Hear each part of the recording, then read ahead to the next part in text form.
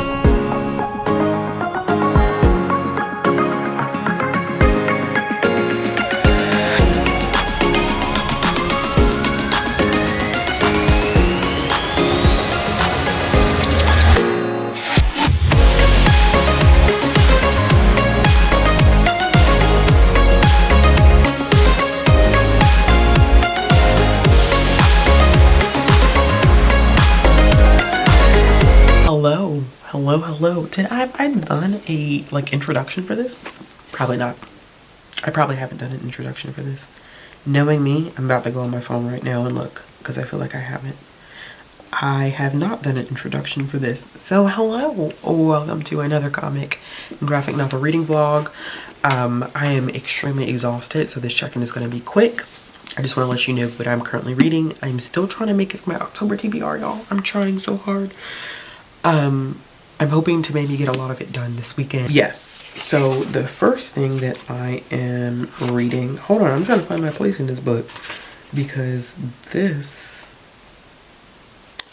is, let me see something here. Okay. Is this it? No, I don't think this is it. Is this it? Is this it? Yes, there we go. Okay. I am reading Crumbs. I am 142 pages into this. I probably will read a little bit of this tonight as I get ready for bed, but I don't anticipate reading a lot more. This is not what I thought it was being, and not in a bad way, but from the description, I thought it was like something else. But I'm liking it. So they all live in a magical world. And for some reason, I thought that she was just a witch and they just happen to meet, but that's not it. They all live in a magical world, and he works at a magical bakery. She's a seer, but she doesn't see into the future. She only sees like the present day, or like the present, like what currently is, which I think is fascinating. But she goes into his aunt's bakery and she always gets the same thing, which is romance. It's the baked good that she gets, and they end up connecting in an unexpected way. My perception of this is that she's bi, and they are somewhat starting a romance with each other. It's kind of complicated because she gets glimpses of people's lives when she touches them, and so it makes touch very interesting for her. And I think she's just very unsure of the possibility of their romance, but I think that it's cute. It really is cute, y'all. I think that the storytelling of it is good, and the artwork is really good as well. And I think that they are going to go through a bit of an adventure when it comes to their relationship. But I'm hoping to finish this one soon. I think after I finish that one, I may go ahead and pick up My Aunt is a Monster. I think that's going to be my next one from my October TBR. I am doing really good with pacing, to be honest with you.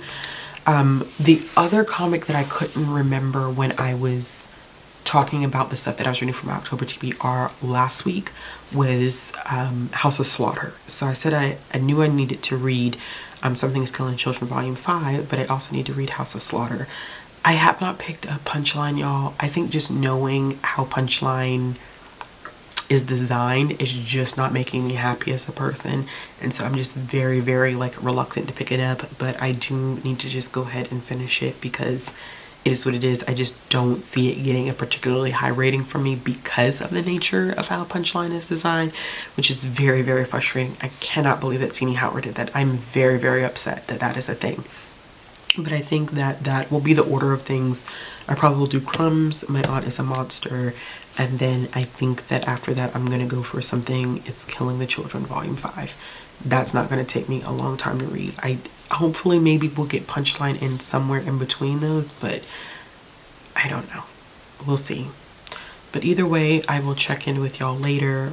Like I said, welcome. I am so exhausted right now.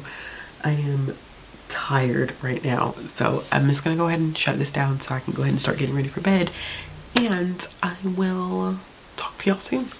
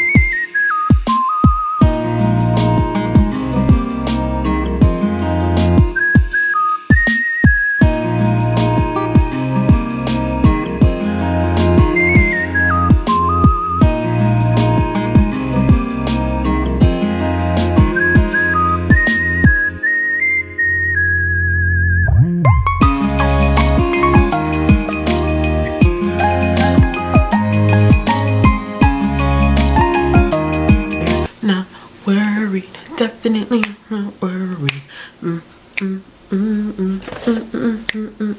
It's gonna be fine, just fine. Don't know about it. Zombies, the Disney movie Zombies, child. Listen, okay, all right. So I am literally going to wrap up this vlog. This is probably one of my shorter vlogs. This has just been busy week this week, but I got a lot of reading done because I did a 24-hour readathon with patrons, and so because of that, I got through a stack of my October TBR. I am determined, y'all, to finish it. I literally have just a handful of other things I need to read, and I'm gonna be finished. I'm gonna be finished. I'm gonna be done. So we're gonna figure this thing out. Okay, let's talk about some stuff. So the first thing that I ended up finishing was Crumbs, and let me tell y'all, this was a slight disappointment because I think I was expecting just a tad bit more from it. So when I originally went into this, I thought it was one thing, but I was definitely incorrect. So I think I was talking a little bit about the fact that they both exist in a magical world, and I thought that maybe she was a witch and he wasn't, but they all have magical abilities, and she's a seer and he wants to be a musician in this magical world. Somebody, oh, okay. Yeah, somebody was just texting me something, book recommendation. This one, unfortunately, I think the plot was a little weak. I feel like it had some time jumps in it that didn't necessarily make sense, and I don't think the world building is as good as I wanted it to be. So she wants to sit on the council, and like we never really get a clear-cut answer like what is the council. We do kind of, but I wish there was more exploration of like what this council is made up of, like all the different departments, what this world, like what do they actually do, how is this world set up. I feel like we didn't really get that, and I wasn't really necessarily rooting for their relationship 100%. I thought it was cute, but I wasn't really invested. It just felt like there were pieces and parts of this that were missing, and it was a very underwhelming read.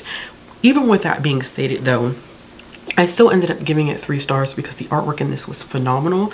I really did enjoy the artwork. It was really accessible, and I think that their romance had cute moments, but it just felt like something was missing from this. Like, reading this made me feel like there were pieces and bits from the story that I was missing as a reader, which you never want to get when reading a graphic novel. And I mean, that's a lot. This graphic novel is almost 400 pages long, and so to be so long and to still feel like you're missing bits and pieces of it is not a good thing. So that was a disappointing read. Then I ended up reading Something is Killing the Children Volume 5 and House of Slaughter Volume 2. Can't really say much about these because they're so far into the series. I don't want to spoil it. I will say that I did end up giving this one 4 stars. This is a new story arc that kind of starts similarly to what we're getting in the first volume of Something is Killing the Children, but very good as per usual. Erica making an appearance at this point. There is a change in how she is working with the Order of St. George, House of Slaughter, and I can't really get into the specifics of that because of the nature of all these things and it being spoilery.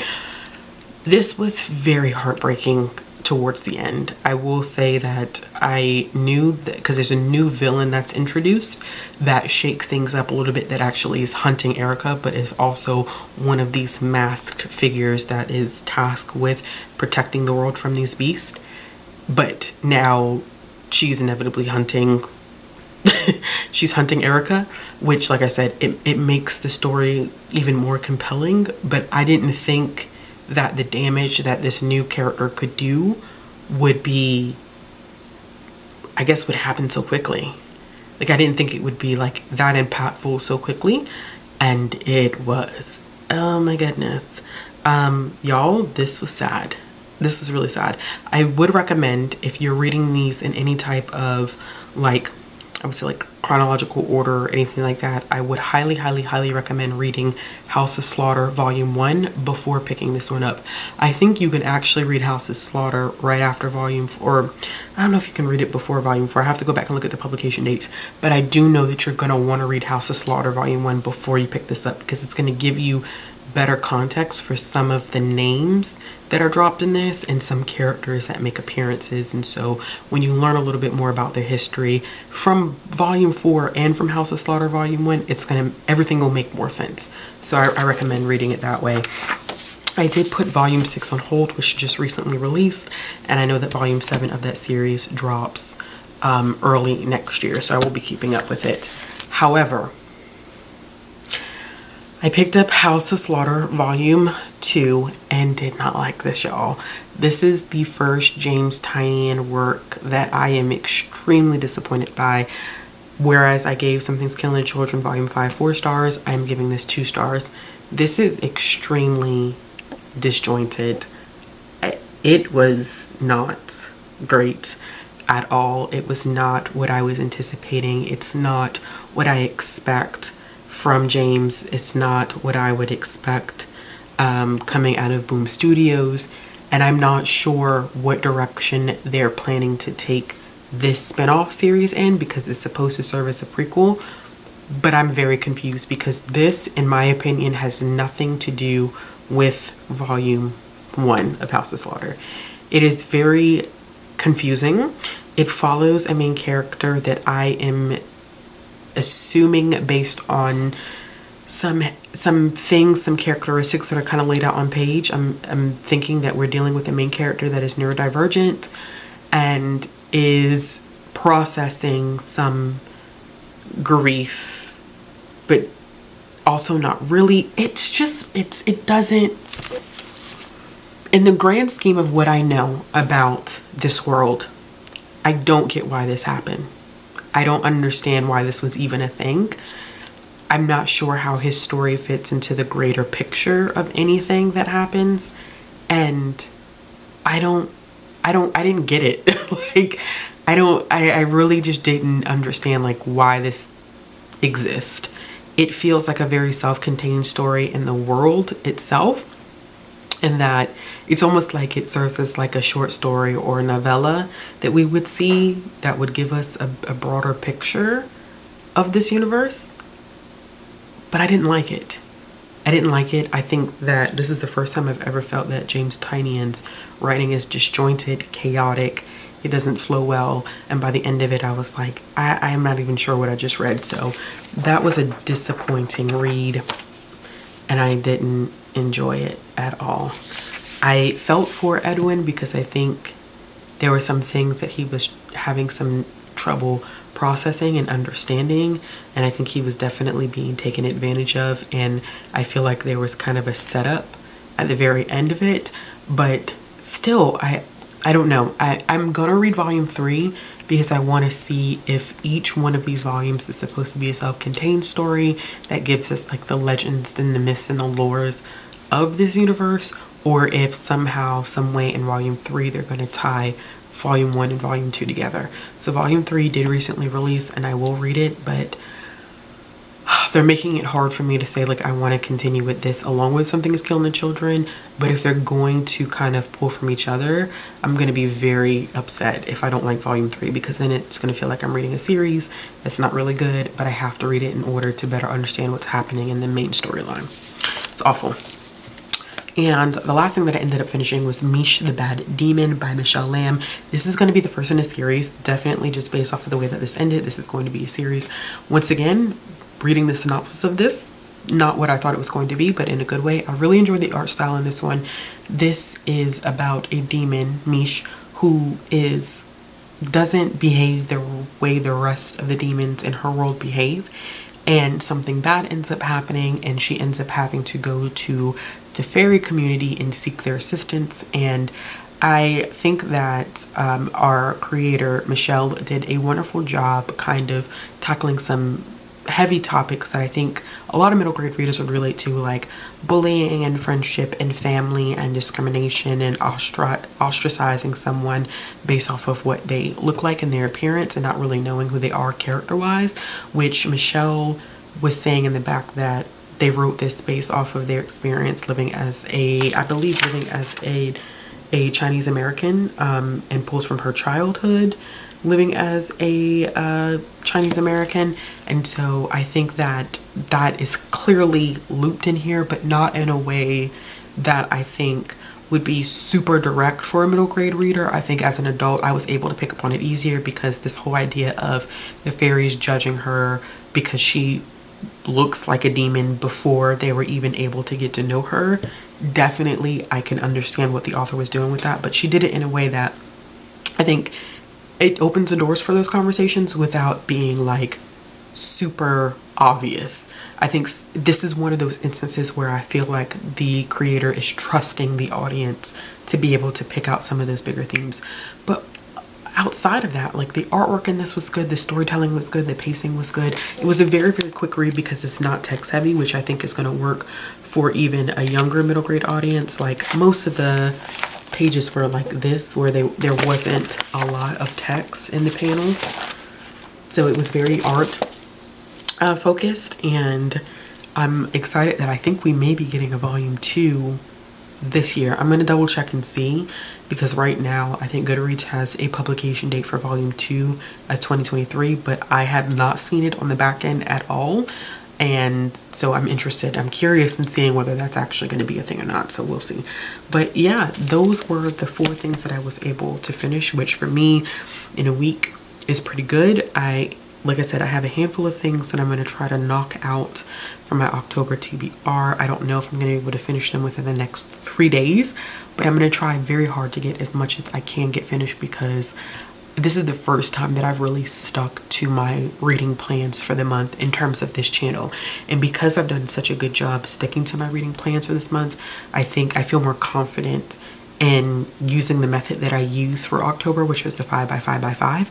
It just makes me feel more comfortable and more like able to do what I need to do in terms of that. So we'll see how that goes. As always, let me know if y'all made it through anything this week, if there's anything that I talked about that you are interested in reading, and I will be back with another video soon.